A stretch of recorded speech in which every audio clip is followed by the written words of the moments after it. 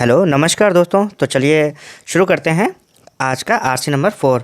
और बाकी के जो आरसी हैं वो मैंने प्लेलिस्ट में लगा दिए हैं, तो अगर आपको देखने हैं तो फिर वो भी आप देख लीजिएगा जाके।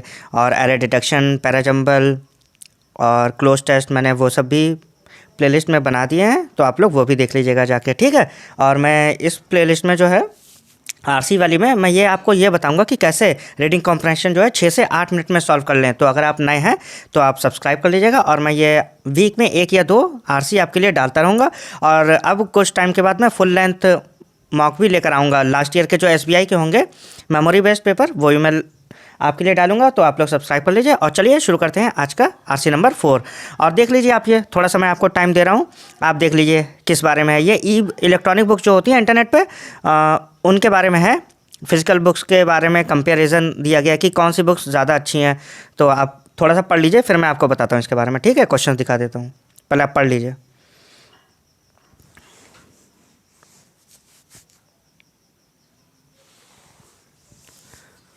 और अगर आप नए हैं तो प्लीज़ सब्सक्राइब कर लीजिएगा, क्योंकि मैं अब आगे जो है लास्ट ईयर के भी सॉल्व पेपर डालने वाला हूँ, एसबीआई के, पीओ के भी और क्लर्क के भी, और सॉल्व भी करवाऊँगा मेंस लेवल के भी, प्री के भी।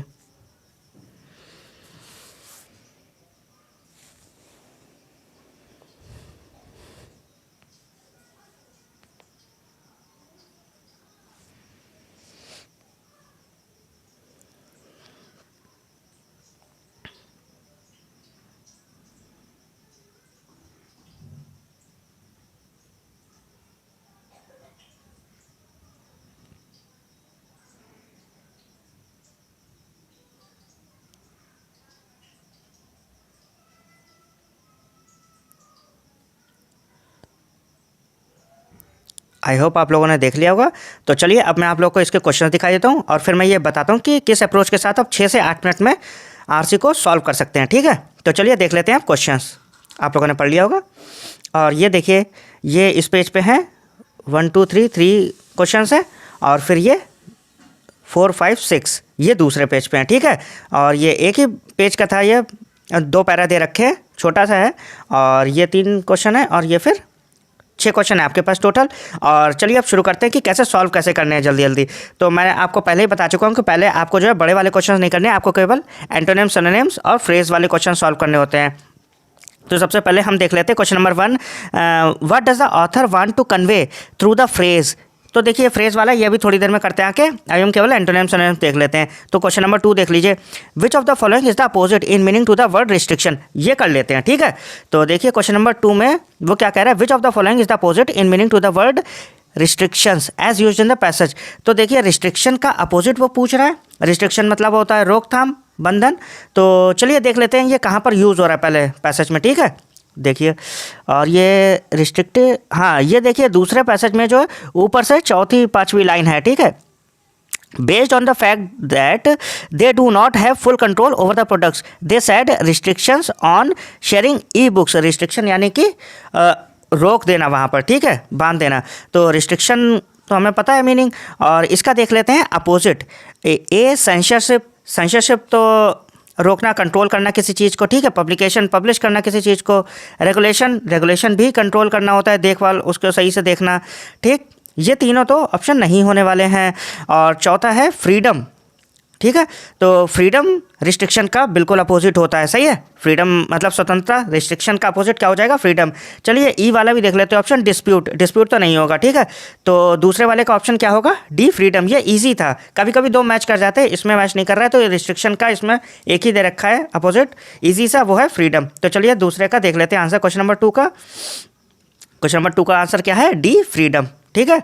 तो चलिए चलते हैं नेक्स्ट क्वेश्चन पे। Question number 3, according to the passage the research mentioned, ये अभी छोड़ दीजिए।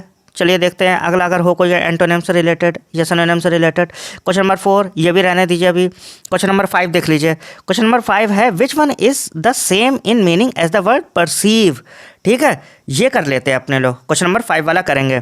तो वो क्या कह रहे हैं, सेम, यानी कि इसका सिनोनिम पूछ रहे हैं परसीव का।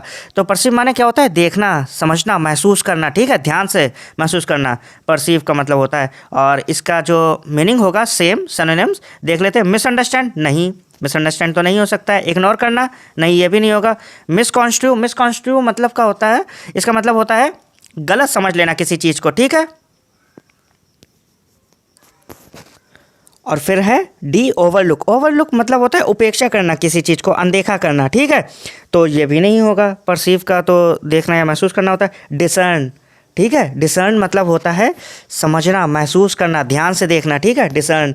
तो परसीव का सिनोनिम क्या होगा? ऑप्शन ई, केवल एक ही दे रखा है और वो है डिसर्न। तो इसका आंसर क्या हो जाएगा फिफ्थ वाले का, क्वेश्चन नंबर 5 का? Option E. चलिए देख लेते हैं इसका आंसर क्वेश्चन नंबर 5 का, और क्वेश्चन नंबर 5 का आंसर है ई, डिसर्न, ठीक है।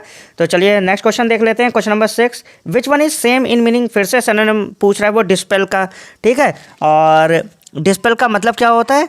दूर करना, हटाना, दूर हो जाना, ठीक है। तो डिस्पेल का मीनिंग तो हमें पता है, और इसके देख लेते हैं मीनिंग क्या इससे मिलते जुलते हैं। रिफॉर्म, ठीक है। रिफॉर्म नहीं होगा क्योंकि रिफॉर्म का मतलब होता है सुधार करना। अलाउ, आज्ञा करना, आज्ञा देना। यूटिलाइज, यूटिलाइज करना किसी चीज़ को। वेलकम, स्वागत करना। और क्वेल्स, ठीक है। क्वेल्स का मतलब होता है हटाना या दूर करना, ठीक है। तो क्वेल जो है, क्वेल्स मैच कर रहा है डिस्पेल से, ठीक है। तो क्वेश्चन नंबर 6 का क्या हो जाएगा?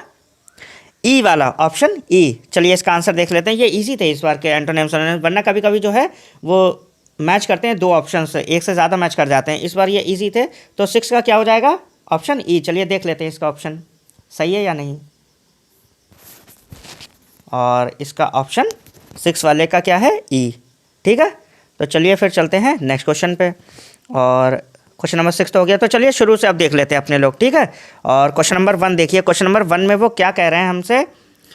वो कह रहे हैं what does the author want to convey through the phrase e books feel more like renting than buying.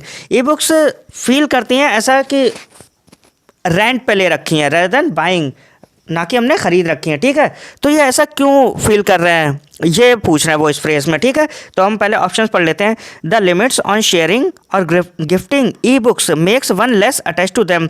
Limits जो है वो शेयरिंग और gifting e books makes one less attach to them, कम अटैचमेंट है उसके साथ में, ठीक है, रेदर देन फिजिकल बुक्स के, ठीक है। तो उसमें अटैचमेंट कम होता है। चल पहले हम देख लेते हैं ये दे कहाँ पे रखा है, पहले हम पैसेज देख लेते हैं, ठीक है। तो चलिए पहले पैसेज देख लेते हैं, फिर आके देखते हैं ऑप्शंस।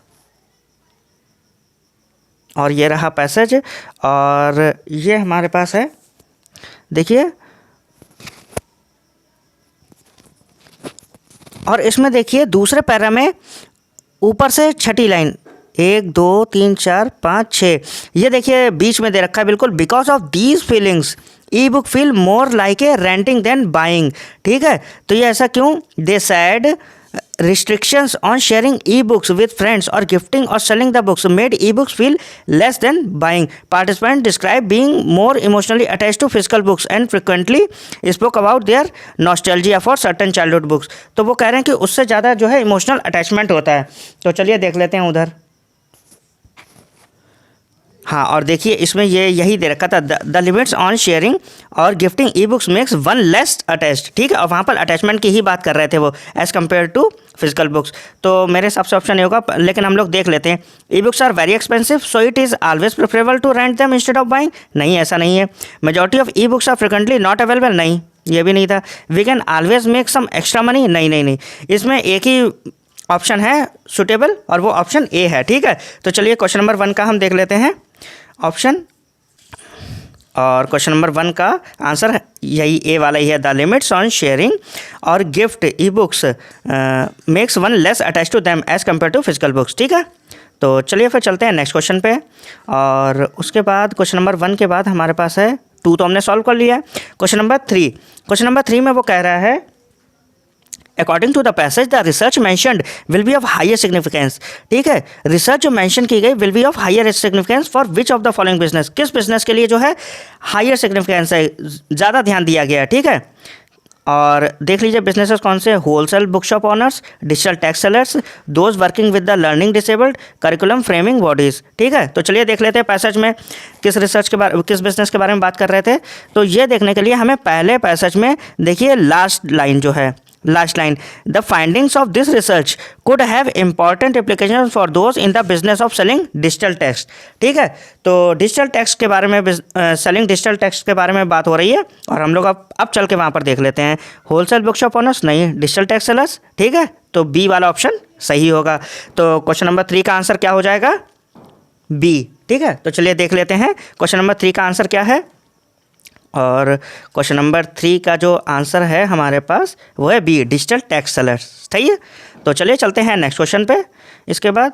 और अब हमारे पास क्वेश्चन 3 भी हो गया है। अब देख लेते हैं question number 4, which of the following is are reasons for the focus group test mention in the passage. ठीक है, कौन सा रीज़न है for the focus group test mention, जो फोकस ग्रुप टेस्ट मेंशन किया गया है पैसेज में उसके लिए। ठीक है, कौन कौन से रीज़न होंगे, ये चारों रीज़न है। To understand the reason for increasing demand of e books, to understand the preferred genre of fiction versus non fiction books for different age groups, to understand how people take psychological ownership of electronic books, to test the effect of increasing prices of physical books on different age group. सही है, तो चलिए देख लेते हैं ये कहाँ पर दे रखा है पैसेज में, और ये देख लेते हैं। अब हमारे पास पहले ही पैसेज में देखिए पहले पैरा में दूसरी तीसरी लाइन से। ठीक है, the study found that adult consumers across all age groups perceive ownership of e books very differently than ownership of physical books. According to the same research, psychological ownership is important in people's perception of how they value certain products और services और objects. ठीक है, तो यही वाली जो line है, according to the same research psychological ownership is important in people's perception of how they value certain products और सर्विसेज और ऑब्जेक्ट्स। ठीक है, यही इसका आंसर है। तो चलिए वापस चलते हैं अपने लोग, और देखिए इसमें क्या दे रखा था, द लिमिट्स ऑन शेयरिंग और गिफ्टिंग ई बुक्स, हाँ तो चलिए देख लेते हैं। हाँ, to understand the reason for increasing demand of e books, to understand the preferred genre of fiction versus non fiction books, नहीं, to understand how people take psychological ownership of electronic books. ठीक है, तो option C वाला जो था वहाँ पर psychological ownership की ही बात कर रहे थे वहाँ पर, तो आंसर क्या हो जाएगा फोर्थ वाले का, सी। ठीक है, तो to understand how people take psychological ownership of electronic books. तो चलिए इसका आंसर भी देख लेते हैं क्वेश्चन नंबर 4 का, और क्वेश्चन नंबर 4 का जो आंसर है हमारे पास सी वाला ही है, to understand how people take psychological ownership of electronic books. ठीक है, आई होप आप लोग को वीडियो अच्छा लगा होगा, तो आप लोग ज़्यादा से ज़्यादा सब्सक्राइब करिए, क्योंकि मैं फुल लेंथ के जो है प्री के भी मेमोरी बेस्ड पेपर लाने वाला हूँ आपके लिए, तो आप लोग ज़्यादा से ज़्यादा सब्सक्राइब करिए। चलिए मिलते हैं नेक्स्ट वीडियो में, थैंक यू।